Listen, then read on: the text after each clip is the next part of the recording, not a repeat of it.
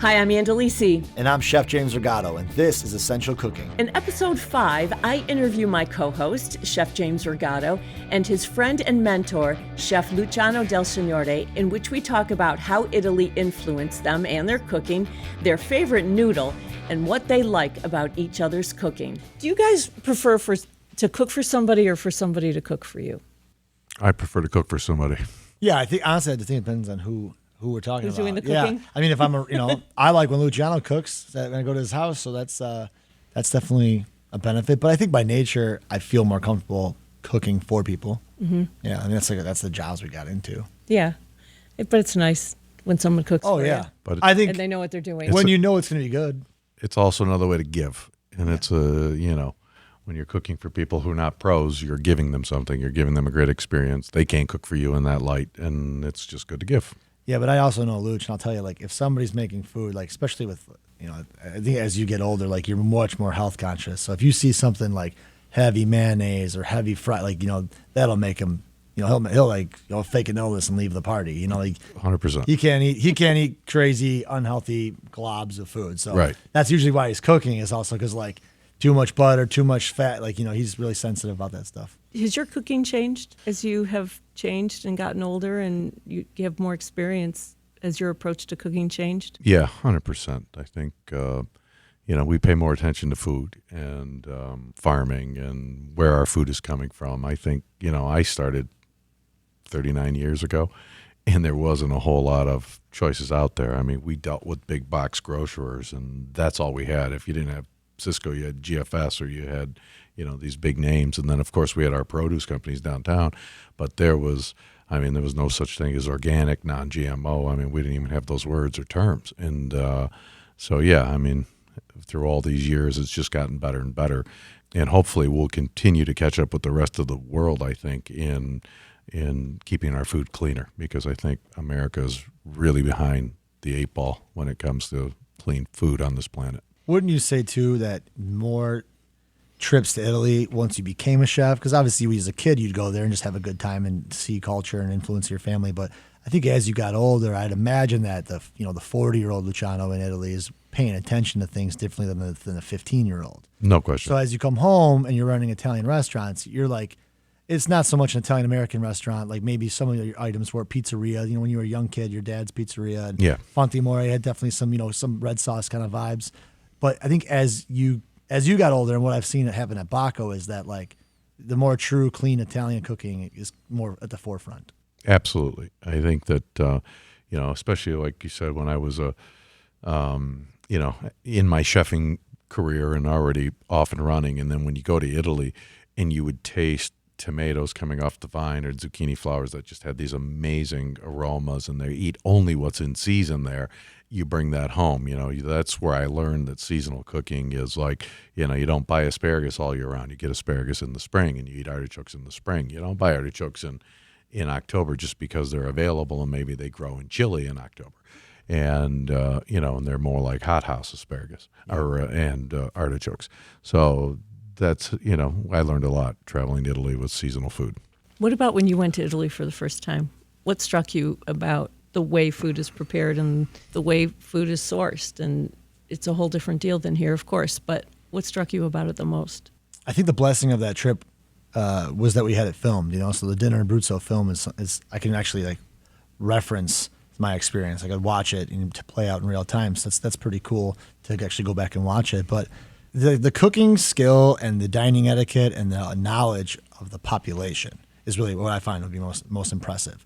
The average person walking around, understands the importance of, like, what a mill does and, like, what local pasta, should be, the difference between fresh sheeted pasta or, a die cast. Like, just the really basics of food are understood on a general population level there. So you can go to the mountains of Abruzzo on an afternoon, no one's around, you're off season, you can stumble into a little trattoria, and it's incredible food. And I think that, and even when the bars you go to, it's the same 3 varieties of grape, and all the wines, because that's the grape of the region.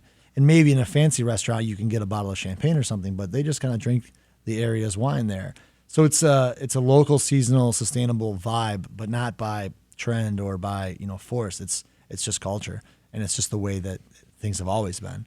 So like Luch said, it's a reminder that like, okay, this is how food works. What we're doing here in America, we're like the world's satellite. Everyone's kind of sent here. We don't have like a really, especially for us, like, growing up and, for me, obviously growing up in the 80s and 90s, and Luch I was a little bit older, but we're very much Italian Americans, so we grew up eating, fast food and Italian red sauce, and like we grew up seeing everything. So when you spend time in a country, that has a 2,000, 3,000, 4,000 year old food history, you really, it hits you like a wave.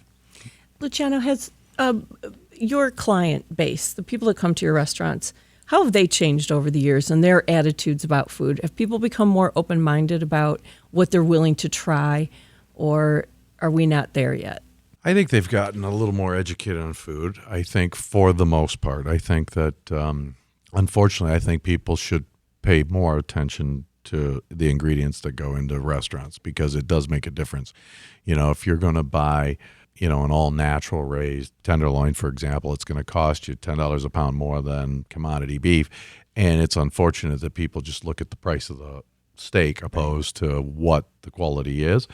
I don't think people pay attention, don't treat their bodies as the tombs that they are. Like, this is your one body God has given you. You need to care for it, and what goes in matters as much as they should.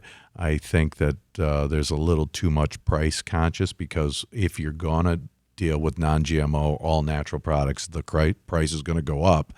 And they do sometimes just compare my Italian restaurant with other Italian restaurants as the price of the pasta and the price of the steak is as price comparative. And that's not a fair thing to do. I think you really need to pay attention.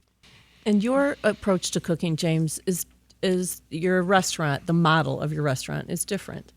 When you were getting ready to do Mabel Gray, were you convinced that a changing menu, a menu that people, like, I've gone to Mabel Gray a number of times, the menu's never been the same, unless I went twice in a week. Yeah. Were you ever concerned that this was going to be difficult for people to accept? Like, I can't go online you can go online and find the menu, but I can't see what's going to be there in 2 weeks. Yeah.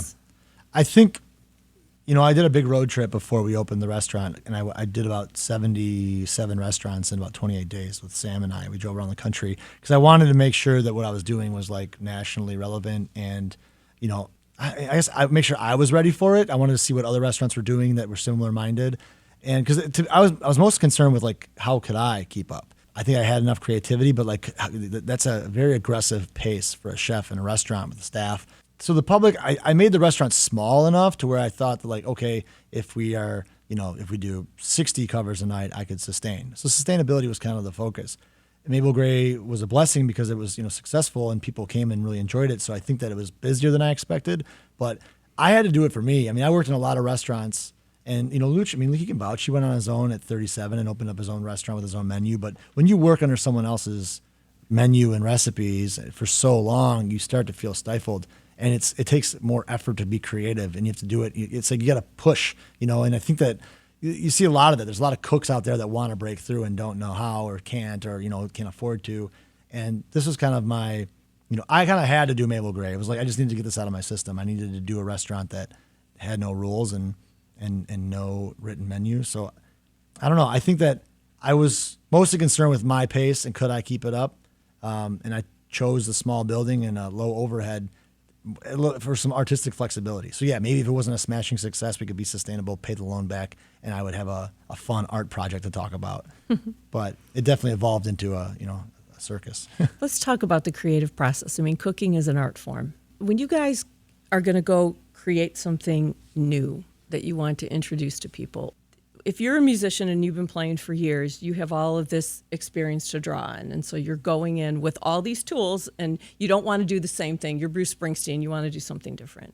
Talk about that process when you've got a clean slate and you're going to start creating for other people. What's that like? I think for me, I get a lot of my inspiration from travel, which is obviously weird right now in the world, but also working with other chefs. I try to host a lot of guest chefs at the restaurant. We've hosted dozens. Some taking over for a full week, or sometimes just one dinner. But the more guest chefs, the more people I bring around, I learn so much from them, from their walks of life or their backgrounds or, their perspectives. So the camaraderie and the diversity are really their best assets in the restaurant business. You know, from our staff to our customer base to our peers. I really try to tap into the diversity and the camaraderie that's around me, and that's where I learned the most. Yeah, for me, it's it's experiences. It's I love. I have a lot of cooks in my arsenal because I have a lot of restaurants, and I sit and I meet with them on a regular basis, and we talk about seasonal ingredients, and I love to drag inspiration out of them and see what they can create and bring up, so that you have some outside influences, and it always you have to start with if it's a painting, it's the center of the painting, the object, right? And for us, it's seasonal ingredients. And, once you have some great seasonal ingredients, then you try to just spin them or utilize some past experiences or a flavor or, cross-pollinate, things together to try to create your own take and version with that ingredient. I want you two to talk about each other for a second here. What is it about James's cooking that you like the most? Black perspectives haven't always been centered in the telling of America's story. Now, we're taking center stage. Introducing NPR's Black Stories, Black Truths, a collection of Black-led stories from NPR's podcasts. Search NPR Black Stories, Black Truths wherever you get your podcasts. Most. I love his creativity. I love his flavors. I think James is extremely balanced in his cooking, and it's super high quality, and it's always fresh and it's always new. And I just think I never find anything in his dish that's overpowering that I can't find what's the most important thing on the plate, and that could be either the fish or the meat or the vegetable principle, whether it be mushroom or everything he does, he seems to balance and season extremely well. And I've always said he's one of the best upcoming chefs in Metro Detroit, and now he's pretty matured and been around for a good long while. Hey, thanks. That's very nice. Yeah. Yeah. Okay, it's your turn. Yeah, I know. Geez, that's so sweet. For me, what's interesting with Luch is that he's been established my whole career. So, I grew up eating at his father's restaurant, and then I think I was maybe 20 when he opened Baco. So, Luch has kind of been like, I've been cooking in his taillights, because he's always been a trailblazer and a godfather. And what I love, Luch eating at his restaurants is always fantastic because it's top-notch service, great wines, dishes that I've come to love. I feel like I eat some of the same things every time I go there, the clams and spaghetti. Like, there's a comfort level that you get almost like in going to like a grandparent's house, like when I go to his restaurants. But also, I've eaten a lot of his food that he cooks at home or when we travel. So I've been blessed to get a lot of that, like that more fresh out of the pan, personality cooking. And, when we roasted that baby goat at your house or pasta matriciana late night with all the chefs, like there's a soulfulness in Luch's cooking that you can't, even if I took the same ingredients and cooked it myself, I can't make it taste like that. He's got the soulfulness of someone way beyond his years. Like he cooks like a 90-year-old Nona. And like that's something that you can't make up. So his restaurants, like I said, fantastic, classic dishes. I love them, but it's the home cooked magic that separates Luch from the rest of us. Wow. How about that? You guys look very surprised by each other. I'm going to invite you over to my house for dinner tonight. Yeah, it wouldn't be the first. Well, someone's got to drive him there, so I guess I'll do that. Yeah.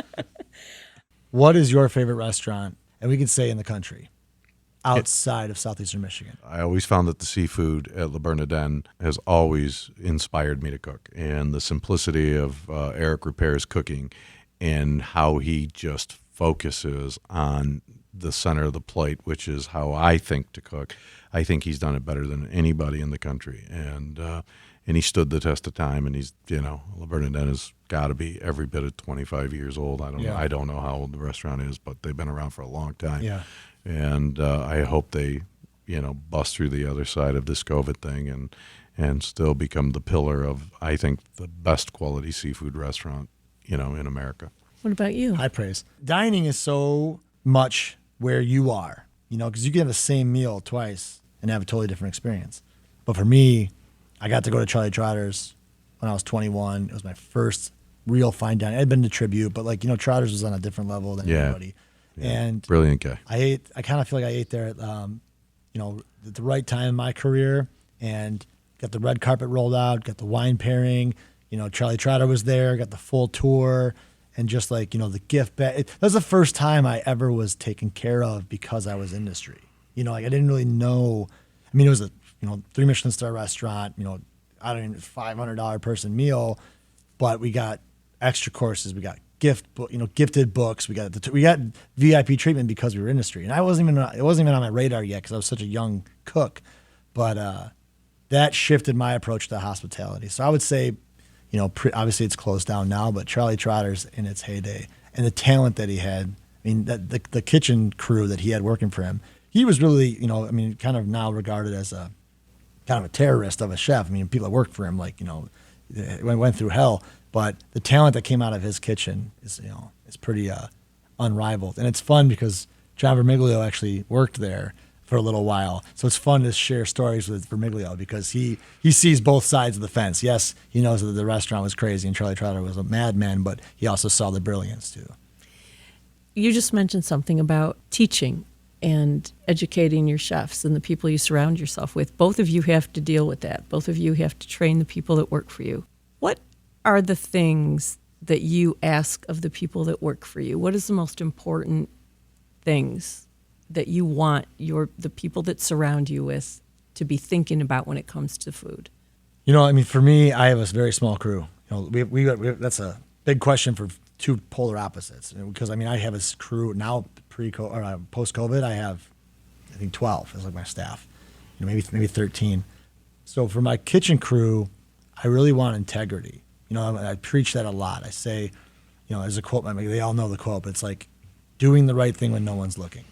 Such an important thing in the world of food, and that's what chefs are. You trust in us blindly that if I tell you that it's USDA Prime, it's USDA Prime. If I tell you this is a local apple, it's a local apple. So doing the right thing when no one's looking is probably the single most important thing. Sweeping and mopping, even if you're the last one in the building, and maybe I wouldn't notice if you did or didn't. And then when it comes to front of house and, I often say that, so the back of house is the integrity, which it goes everywhere, but that's the most important thing in food. But for hospitality, I always tell my front house team that hospitality is a gift. You have to choose to give it. Nobody can buy hospitality. You cannot. I don't care if you can't. Billionaires can't get it. It has to be given to them. You cannot buy it. True hospitality is when someone takes care of you, anticipates your needs, waits on you, connects with you because they chose to. It's not servitude. It's not somebody working for a tip. It's true, connection and desire to please and anticipate needs. And so when you give hospitality because you want to, it's a far different experience than just paying for service. And for me, I try to instill in my chefs that, hospitality is just important in the kitchen as it is in the front of the house. And what that really means is we have to try to accommodate the true bosses, my boss, which is the customers. And if they want to have special dietary requests or restrictions or allergies or, it's just somebody that wants a simple piece of grilled, fish and steamed veggies, that we have to be yes people and try to accommodate those special requests. And that's part of the hospitality game, that they need to be, just as focused as the front of the house with taking care of customers, and because they think they're in the back of the house, that they're not part of the hospitality team, but they really are. Do you either of you have a favorite thing that you would make for yourself at home that you like to cook and like to eat for yourself? For me, it's simplicity. I don't eat pasta as much as I would like to, just because of the carb factor, and I'm always watching my weight and always trying to make. But the simplest of summer ripe tomatoes, into a simple marinara sauce with pasta, I'm pleased. Just done well, few ingredients. That makes me happy. I totally agree, but I'd rather have him make it for me than me. But for me, me too. For me at home, my problem, I think, for feeding myself is I like spicy food so much that if I fed myself, I would never not be eating chilies. I would have an ulcer. If I'm gonna physically make myself food, I make it. I just love spice, and I feel like there's a euphoric element of really dining with high heat, and I'm hooked. I cannot feed myself. I can't make myself just a peanut butter and jelly sandwich. I'd put like chilies on it. I'm just like, I can't stop. Oh my gosh. It would be joyful to eat pasta every day. My family in Italy, they eat pasta every single day. I would say most every day. I mean, obviously in the winter, sometimes they'll have soups, but if they have a soup, half of them might have a pasta in it. And Or like risotto or gnocchi. But they treat it differently, right? They eat the right amount of pasta and they eat it at the right time of day. They never have pasta at that late night meal. You know, in Italy, the big meal is the 1 o'clock in the afternoon meal, and pasta's in the middle. And they eat the right size, 50 grams of pasta, and then they go for a walk. But then they're going to walk it off, and they eat it every day. Yeah. We have treated in America, people treat pasta as their main meal. They get it as the dish. They'll have a salad or an appetizer, and they want to just eat this. It's different when you get a big bowl of pasta. But I think you can have it every day, a little. I mean, I feel like I eat pasta almost every day. That's my most consumed product by a mile. I eat pasta almost every single day. Really? I mean, I have it on the menu at Mabel all the time. And I feel like, or if it's not pasta, it's like, Thai noodles. I mean, like I eat a noodle like every single day. What's your favorite noodle? I mean, the applications are so vast, but like Pockery is probably the world's greatest noodle because you can just like you can take it and you can go vegan with it. It can handle the craziest, heaviest sauce. And it can literally also just be like, your vegan cauliflower that you do with it. Like, Luch boils cauliflower. That was one of the coolest things I've ever seen. Was like he boils Pockery. It's so basic. That's why it's so cool. It's not. I'm not gonna blow your mind here. Olive oil, a little chili. I don't think you had a garlic, but I would. No, I did have. Yeah. garlic. Okay. A little bit of garlic and chili and olive. A little bit in an olive oil sauce, like warming, and then you boil Pockery. And halfway through the Pockery, maybe even like a couple minutes. About almost 10 minutes of boiling. You add huge chunks of cauliflower in with the noodles. And what happens is as the Pockery becomes tender, the cauliflower becomes almost mushy. Yes. And then you lift it out of the basket, you dump it in the pan, and the cauliflower breaks, and it's so wet, and then it like mixes with the olive oil and becomes like a sauce. So you're eating this like, it's rich, it's unctuous, it almost tastes like creamy. So you're eating a vegan pasta dish that's a little spicy, a little garlicky, but creamy. And you can add cheese if you want. It doesn't have to be vegan, but it's it's a head of cauliflower, some dried noodles, a little olive oil, garlic, and chili. I mean, it's like a $6 meal, and it's delicious. What's wonderful about Pockery is like he makes pasta matriciana with Pockery, which is obviously the guanciale, which is so smoky and salty, tomatoes and onions and cracked pepper. And typically it's bucatini when you go to a matrice or a Abruzzo, but that Pockery handles that too. So like, like softened cauliflower all the way to like the smokiest, pig jowl. It's the noodle can handle anything. It's really like the most versatile, delicious, filling noodle you can eat. It's like a big fat, no ridged rigatoni. Yeah. Spaghetti is also a really dope noodle that does not get enough love. I mean, it's kind of like it's known as like the noodle, but as far as like menus and stuff, you don't see a whole lot of spaghetti, and I think spaghetti is a fantastic noodle. Yeah. Why aren't people using it? I just think people think of it as being played out, or like it's so poorly made so often that people like don't want to order the spaghetti, but the physical shape of the noodle and the way that it like holds sauce and fits on a fork, I mean, it's a perfect noodle. Spaghetti is perfect. All right, so we got some fun questions we've been asking everybody. Okay. So, what food is always in your refrigerator? I would say always cured meats. Cured meats. You always find guanciale, pancetta, salami, prosciutto, always cryovac, ready to go. Yeah. All right, so you got to eat at a fast food restaurant. Which one is it? Taco Bell. And what is your single favorite music artist? Tom Petty. Surprised you didn't say Pavarotti or something. Yeah. No, it's not Pavarotti. I mean, I love Pavarotti. Is that your namesake? I love Andrea Bocelli, and I love all those, but I would say Tom Petty.